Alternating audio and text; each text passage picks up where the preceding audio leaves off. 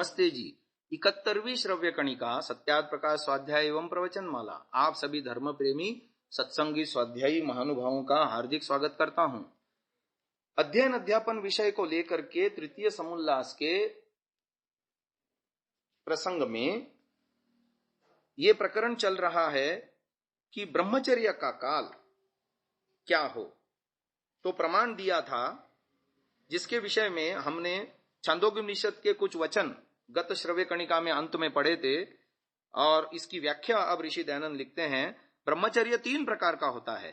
कनिष्ठ ब्रह्मचर्य जो पुरुष अन्न रसमय देह और पुरी अर्थात देह में शयन करने वाला जीवात्मा, यज्ञ अर्थात अतीव शुभ गुणों से संगत और सत्कर्तव्य है, इसको अवश्य 24 वर्ष पर्यंत जितेंद्रिय अर्थात ब्रह्मचारी रहकर वेदादि विद्या और सुशिक्षा का ग्रहण करे और विवाह करके भी लंपटता न करे, तो उसके शरीर में प्राण बलवान होकर सब शुभ गुणों के वास कराने वाले होते हैं।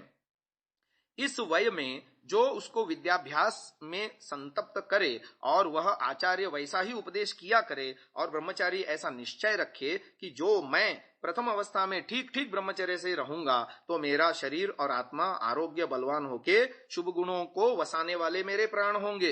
हे मनुष्यों, तुम भी इस प्रकार से सुखों का विस्तार करो जो मैं ब्रह्मचर्य का लोप न करूं। 24 वर्ष के पश्चात गृहस्थाश्रम करूंगा तो प्रसिद्ध है कि रोग रहित रहूंगा और आयु भी मेरी 70 व 80 वर्ष तक रहेगी। अब मध्यम ब्रह्मचर्य क्या है उसको बताते हैं। जो मनुष्य 44 वर्ष पर्यंत ब्रह्मचारी रहकर वेदाभ्यास करता है, उसके प्राण, इंद्रियां, अंतःकरण और आत्मा बलयुक्त होके सब दुष्टों को रुलाने और श्रेष्ठों का पालन कराने हारे होते हैं।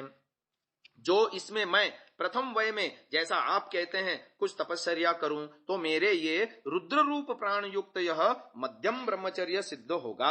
हे ब्रह्मचारी लोगों, तुम इस ब्रह्मचर्य को बढ़ाओ जैसे मैं इस ब्रह्मचर्य का लोप न करके यज्ञ स्वरूप होता हूं और उसी आचार्य कुल से आता और रोग रहित होता हूं। जैसा कि यह ब्रह्मचारी अच्छा काम करता है वैसा ही तुम किया करो। अब उत्तम ब्रह्मचर्य जो 48 वर्ष पर्यंत का तीसरे प्रकार का होता है उसके विषय में लिखते हैं। जैसे 48 अक्षर की जगती छंद की बात चल रही है, वैसे जो 48 वर्ष पर्यंत यथावत ब्रह्मचर्य करता है उसके प्राण अनुकूल होकर सकल विद्याओं का ग्रहण करते हैं, कराने वाले होते हैं।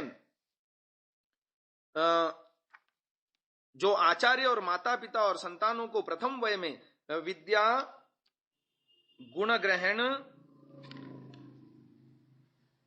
के लिए तपस्वी कर और उसी का उपदेश करें और वे संतान आप अखंडित ब्रह्मचर्य सेवन से तीसरे उत्तम ब्रह्मचर्य का सेवन करके पूर्ण अर्थात 400 वर्ष पर्यंत आयु को बढ़ावें, वैसे तुम भी बढ़ाओ। क्योंकि जो मनुष्य इस ब्रह्मचर्य को प्राप्त होकर उसका लोप नहीं करते वे सब प्रकार के रोगों से रहित होकर धर्म, अर्थ, काम और मोक्ष को प्राप्त होते हैं। तो महानुभावों, कितनी चमत्कृत करने वाली बातें ऋषि दयानंद लिख रहे हैं।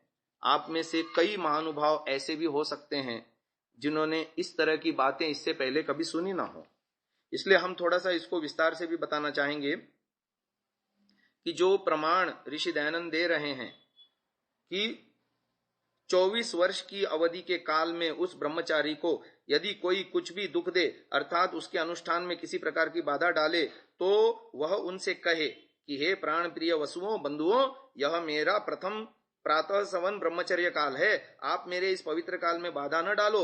मेरे लिए मध्यम दिन सवन अर्थात 44 वर्ष के ब्रह्मचर्य को विस्तृत करें अर्थात ऐसा उपाय करें कि जिससे मेरा मध्यम दिन सवन निर्विघ्न संपन्न हो। ऐसा यत्न करें कि आप प्राण प्रिय वसुओं के मध्य में मेरा यह यज्ञ विलुप्त न हो जाए, मेरा ब्रह्मचर्य व्रत का अनुष्ठान वसु ब्रह्मचर्य पर समाप्त न हो जाए, मैं रुद्र ब्रह्मचारी भी बन सकूं। इस प्रकार की विनय प्रार्थना से तो वह सर्वत्र उदय को प्राप्त होता है और वह स्वस्थ चित्त होकर चिंता रोग रहित हो जाता है।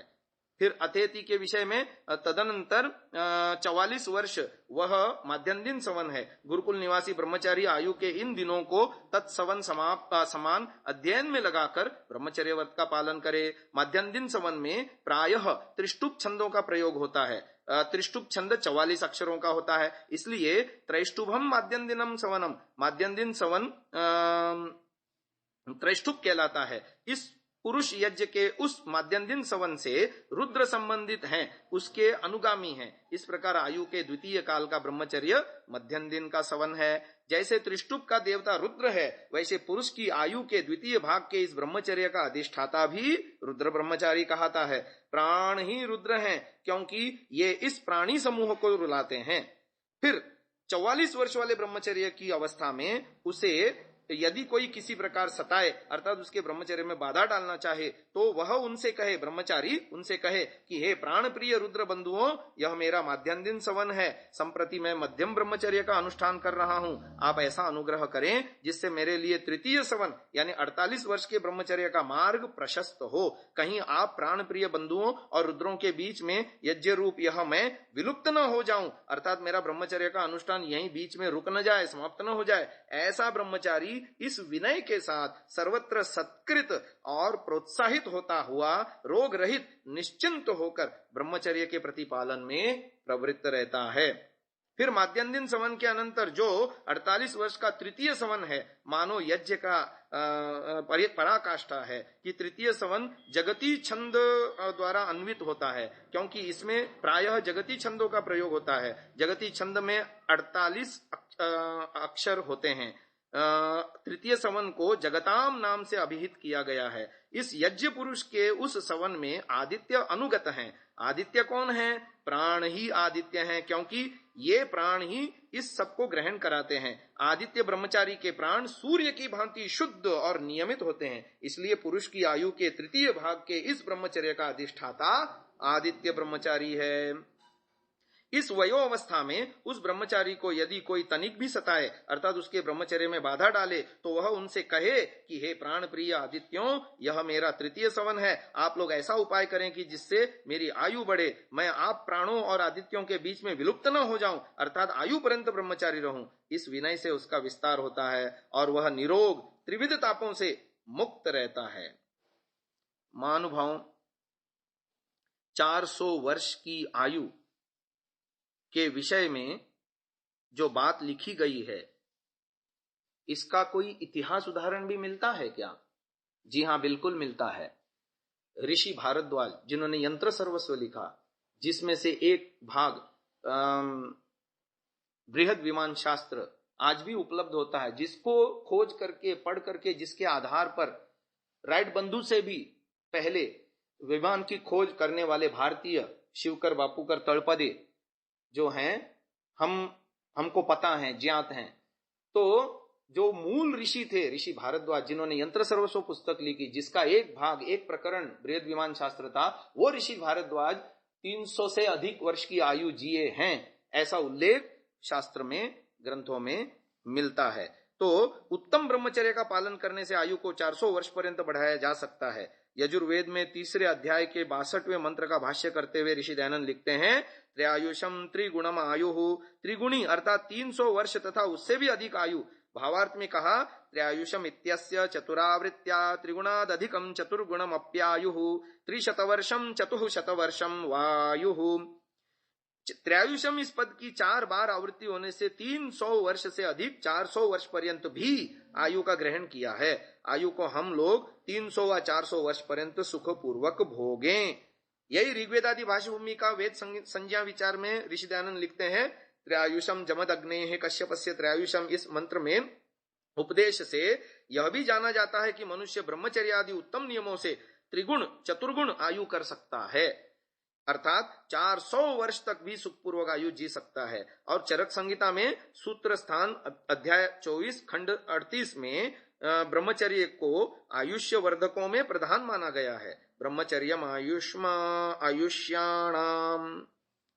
आयु शब्द 2 प्रकार का है, एक उकारांत, दूसरा सकारांत। उणादि कोश में छंदसीर्ण सूत्र है, उससे उकारांत आयु शब्द की व्युत्पत्ति बतलाते हुए ग्रंथकार ने यानी ऋषि दयानंद ने एति प्राप्नेति सर्वानेति आयु जीवन काल अर्थ किया है। पुनः एतेर्निच इस सूत्र से सकारांत आयु शब्द की व्युत्पत्ति करते हुए ईयते प्राप्यते यत् तद आयु जीवनम व अर्थ किया है। सामान्य रूप से कहा जा सकता है कि जानुषातो मृत्यु पर्यंतम आयुषम, अर्थात जन्म से लेकर मृत्यु पर्यंत जितना काल है उसको आयु कहते हैं। आयुर्वेद के प्रसिद्ध ग्रंथ चरक संहिता में 2 स्थानों पर आयु शब्द के विषय में जो बातें लिखी हैं, इसकी चर्चा हम कल के श्रव्य कणिका में करेंगे।